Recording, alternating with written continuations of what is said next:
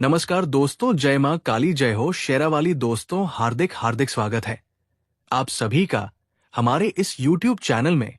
दोस्तों, जानकारी के लिए आप सभी को बता दें कि एस नाम की ये कन्या तुम्हारे प्यार पाने के लिए फूट फूट कर रो रही है।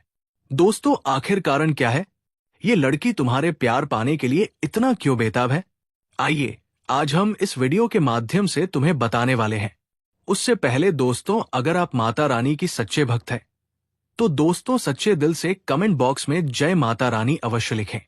आज का ये वीडियो आपके लिए साधारण नहीं है।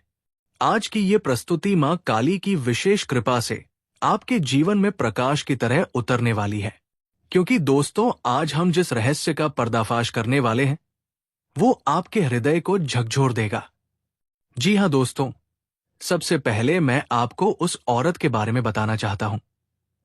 वो औरत बाहर से मजबूत दिखती है, वो हंसती है, लोगों से मिलती है, जीवन के हर कार्य करती है, लेकिन उसके भीतर का संसार बिखर चुका है। उसका दिल हर क्षण रोता है, उसकी आत्मा टूट चुकी है। वो औरत तुमसे इतना प्यार करती है कि हर सांस तुम्हारे नाम पर टिकी हुई है।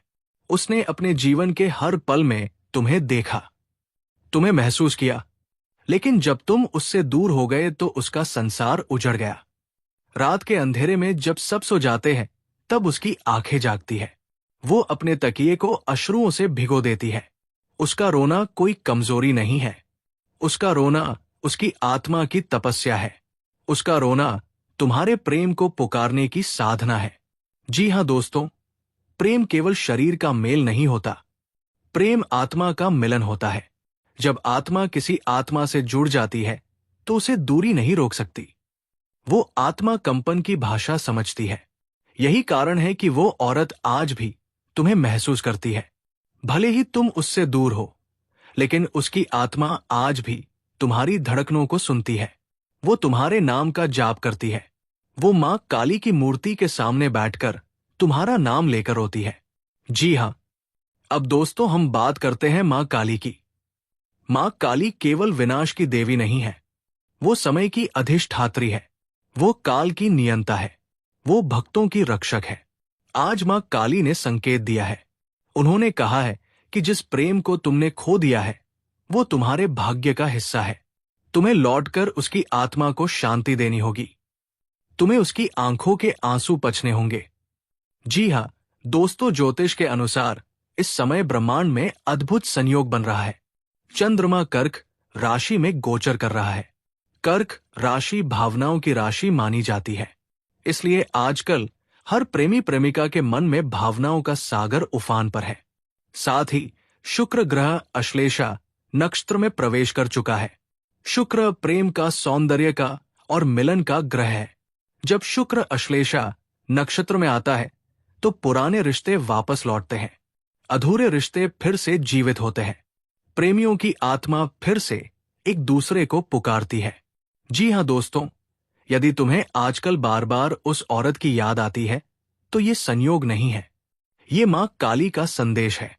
ये ब्रह्मांड का संकेत है कि तुम्हें अपने प्रेम की ओर लौटना होगा। दोस्तों, आत्मा की पुकार को कोई ताकत रोक नहीं सकती, ना दूरी, ना हालात, ना समाज और ना ही समय। जब आत्मा पुकारती है तो ब्रह्मांड भी झुक जाता है। जी हाँ दोस्तों, उस औरत का रोना किसी पराजय का प्रतीक नहीं है। वो रोना मां काली की आराधना है। वो रोना प्रेम की अग्नि है। वो रोना तपस्या है। वो अपने आंसुओं से तुम्हारे लिए मार्ग बना रही है। उसके अश्रु ब्रह्मांड में कंपन पैदा कर रहे हैं। वे कंपन तुम्हारे हृदय तक पहुंच रहे हैं। इसीलिए तुम्हें अचानक उसकी याद आती है। इसीलिए तुम्हें लगता है कि कोई तुम्हें पुकार रहा है। दोस्तों, मां काली कहती है कि प्रेम आत्माओं का मिलन है। यदि तुम्हारी आत्मा ने किसी को चुना है तो कोई शक्ति उसे अलग नहीं कर सकती। समय चाहे कितना भी बदल जाए पर आत्मा का रिश्ता अमर रहता है। आज ये औरत इसलिए रो रही है क्योंकि उसकी आत्मा अधूरी है। वो तभी पूरी होगी जब तुम लौट आओगे। दोस्तों, मां काली ने एक संदेश दिया है। यदि तुम अपने जीवन में शांति चाहते हो तो उस औरत की पुकार को सुनो।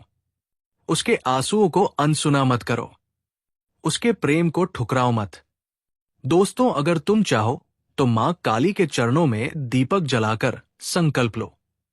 मां से प्रार्थना करो कि तुम्हारा प्रेम फिर से पवित्र रूप में स्थापित हो। विश्वास करो, ब्रह्मांड तुम्हें उसी ओर धकेलेगा। जी हां दोस्तों, ये औरत तुम्हारे लिए बनाई गई है। उसका रोना उसकी कमजोरी नहीं, उसकी शक्ति है। उसके आंसू मां काली के चरणों में चढ़े पुष्प है। उसकी आत्मा तुम्हें पुकार रही है। मां काली ने कहा है, अब समय आ गया है कि तुम लौट आओ, अपने प्रेम को अपनाओ, उसकी आंखों में मुस्कान लाओ और उसके आंसुओं को मिटाओ। जी हां दोस्तों, यदि आपके जीवन में भी कोई ऐसा रिश्ता है जो अधूरा रह गया है, तो उस पुकार को सुनिए, क्योंकि आत्मा की पुकार व्यर्थ नहीं जाती और मां काली की कृपा से प्रेम फिर से जन्म लेता है। जी हां दोस्तों, जब तुम्हारी आंखों के सामने उसकी तस्वीरें बार बार घूमती है, तो ये सिर्फ यादें नहीं, ये एक पुकार है। वो पुकार इतनी कोमल है कि हवा में भी उसकी खुशबू रहने लगती है, इतनी तेज है कि रात के सन्नाटे में तुम्हारे दिल की धड़कन उसे जवाब देती है। दोस्तों, समझ लो, ये कोई मामूली आकर्षण नहीं, ये आत्मा की गूंज है। वो सुबह सुबह मंदिर की घंटी की तरह तुम्हारे मन में बजती है और तुम समझते हो कि कहीं कोई अधूरा प्रसंग बाकी है, कोई वादा जो अब पूरा होना है। उसकी उस रातों की दुआओं में तुम्हारा नाम बार बार आता है। सुने तो लगता है जैसे चांद ही उसकी दुआ का साक्षी हो। वो तुम्हारे लौटने के लिए रोज मंद मंद रोती है, पर उसकी आंखों में उम्मीद की लौ अभी जिंदा है। जी हां दोस्तों, तुम्हारी खामोशी ने उसे पता दे दिया था कि तुम संवेदनशील हो। विल अब क्या बोले ना बोले, पर उनकी चुप्पी ने तुम्हें अपने जाल में बांध लिया था। कितनी अजीब बात है, शब्दों ने जो ना किया, खामोशी ने कर दिखाया। अब सवाल यह है, क्या तुम उस खामोशी को सुन पाओगे? क्या तुम अपनी आत्मा की गहराइयों में झांक कर उसका नाम बुला पाओगे? याद रखो, प्रेम सिर्फ मिलन नहीं है, वो संघर्षों का सामना करने का साहस भी है। तुम्हारे बीच आए जो फासले हैं, वे केवल बाहरी नहीं, वे कर्म और परिस्थितियों के बने हुए घेरे हैं। पर यदि दोनों का इरादा पक्का हो, तो भाग्य खुद सहानुभूति दिखा देता है। कभी कभी एक छोटी सी मुस्कान, कभी कभी एक खरोच सी याद और बहुत बार एक अचानक मुलाकात, यही वे माध्यम होते हैं जिनसे रस्में टूटकर फिर से क्रम बन जाता है। जी हां दोस्तों, उसके घर की चौखट पर लगी लाल डोरी, मंदिर के पास जली हुई दीपक की, या आधी रात को उठकर अचानक दिखाई देने वाला वही पुराना सपना, ये सब संकेत है। सपनों में वह तुम्हें बुलाती है, कभी हाथ पकड़कर, कभी सिर्फ तुम्हारी तरफ देखकर।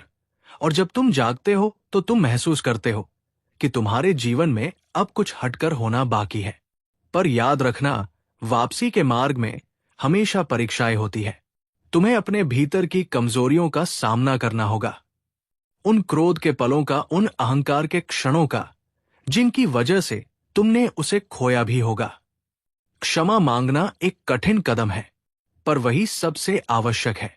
उसकी ममता को आंच ना आने देना, यही असली पूजा है। अब कहानी का अगला हिस्सा कुछ इस तरह से खुलता है।